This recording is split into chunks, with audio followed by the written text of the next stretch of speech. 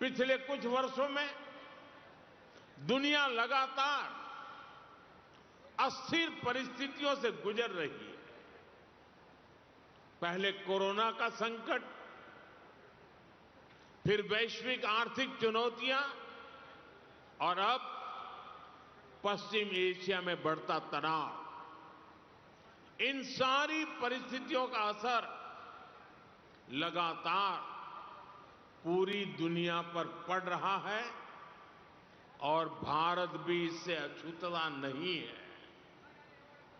संकट थी तो पश्चिम एशिया में युद्ध से बनी परिस्थितियां इस दशक के बड़े संकटों में से एक है। जब हमने मिलकर कोरोना का मुकाबला कर लिया तो इस संकट से भी अवश्य पार पा जाएंगे।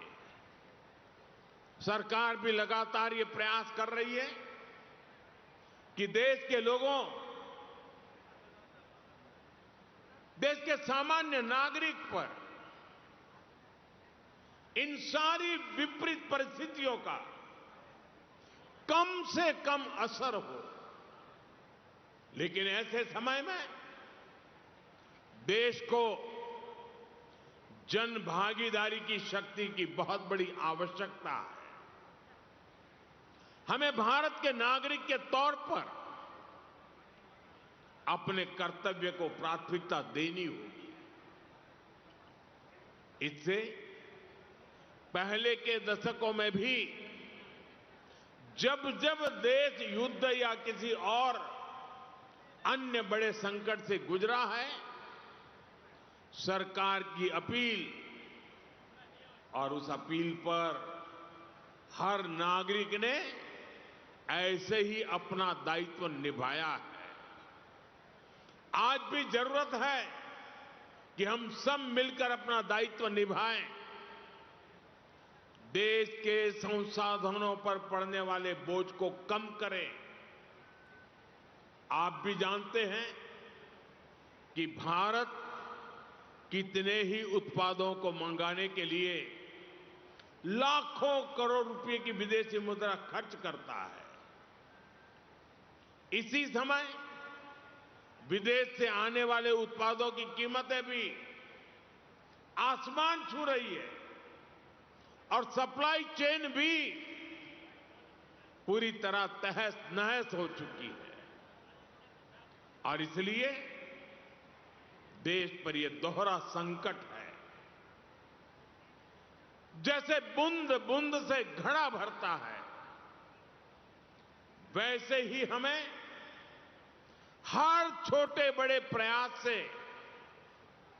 ऐसे उत्पादों का उपयोग कम करना है जो विदेश से आते हैं, और ऐसे व्यक्तिगत कामों से भी बचना है जिसमें विदेशी मुद्रा खर्च होती हो। साथियों, भारत के इंपोर्ट का बहुत बड़ा हिस्सा क्रूड ऑयल है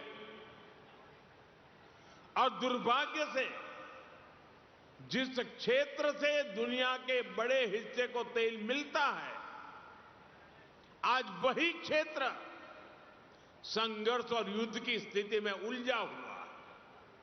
और इसलिए जब तक हालात सामान्य नहीं होते,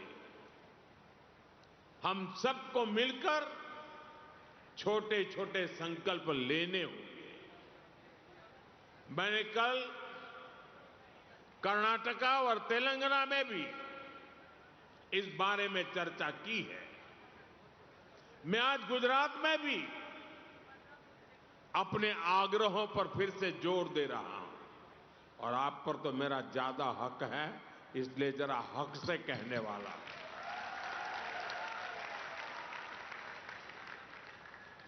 मेरी देश के हर नागरिक से अपील है, जहां संभव हो पेट्रोल डीजल का उपयोग कम करें। मेट्रो का उपयोग करें, इलेक्ट्रिक बस और पब्लिक ट्रांसपोर्ट का अधिक इस्तेमाल करें। कार पुलिंग को बढ़ावा दें।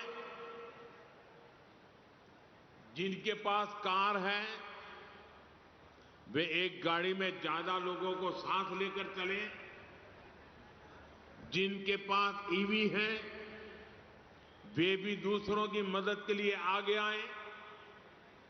साथियों, डिजिटल टेक्नोलॉजी ने अब इतना कुछ आसान बना दिया है। टेक्नोलॉजी की मदद भी हमारे लिए बहुत फायदेमंद होगी। ये जरूरी है कि सरकारी और प्राइवेट दोनों ही दफ्तरों में वर्चुअल मीटिंग्स और वर्क फ्रॉम होम को प्राथमिकता दी जाए। मैं कुछ स्कूलों से भी आग्रह करूंगा कि कुछ समय के लिए ऑनलाइन क्लासेज की व्यवस्था पर काम करें। साथियों, सिर्फ ईंधन ही नहीं, खाने के तेल पर भी देश की बड़ी विदेशी मुद्रा खर्च होती है। अगर हम थोड़ा संयम बरतें, तेल की खपत कम करें,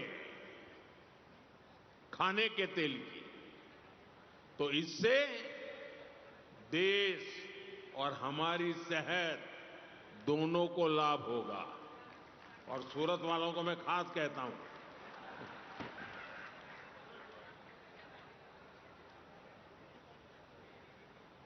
इसी तरह मैं आज समाज के सभी भाई बहनों से, मैं आपके परिवार का सदस्य हूं इसलिए आग्रह से कहता हूं, और इसमें तो आपको आगे आकर के मेरी मदद करनी पड़ेगी। सोने की आयात पर भी देश का बहुत बड़ा पैसा विदेश जाता है। मैं आप सबसे, देशवासियों से आग्रह करूंगा कि जब तक हालात सामान्य न हो, हम सोने की खरीद को टालें। गोल्ड की जरूरत नहीं है।